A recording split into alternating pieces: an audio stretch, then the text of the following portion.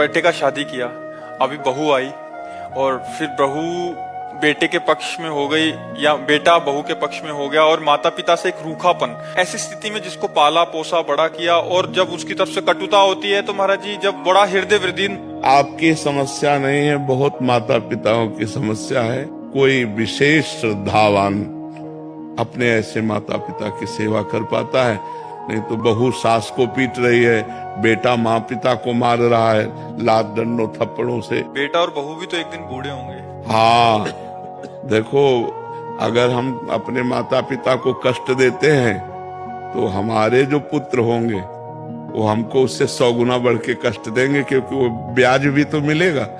तो इसलिए नए बच्चों को ये ध्यान रखना चाहिए कि वो भी किसी दिन माता पिता बनेंगे और वो किसी दिन वो भी बूढ़े होंगे।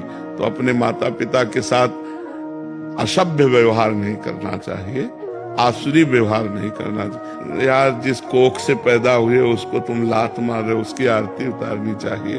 तो हमें लगता है आज हमारे नौजवानों को अध्यात्म श्रवण करने की आवश्यकता है। शास्त्र श्रवण करें, संतों की बात सुने, जिससे समझें तो माता पिता कौन है। माता पिता की आराधना से भगवान विट्ठल आज जो महाराष्ट्र में विराजमान है वो माता पिता की आराधना से ही प्रकट हुए। पुंडरीक नाम के एक भगत अपने माता पिता को भगवान मानकर आराधना करते थे, तो भगवान स्वयं चलकर दर्शन देने आए।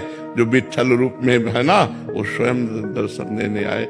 माता पिता की आराधना भगवान की आराधना है। पर कलयुगी बच्चे नहीं समझ पा रहे हैं, वो अपने माता पिता को दुख दे रहे, तो उनके बच्चे उनको दुख देंगे। पक्का समझो, ब्याज सहित मिलेगा। यहाँ सब कुछ ब्याज सहित मिलता है।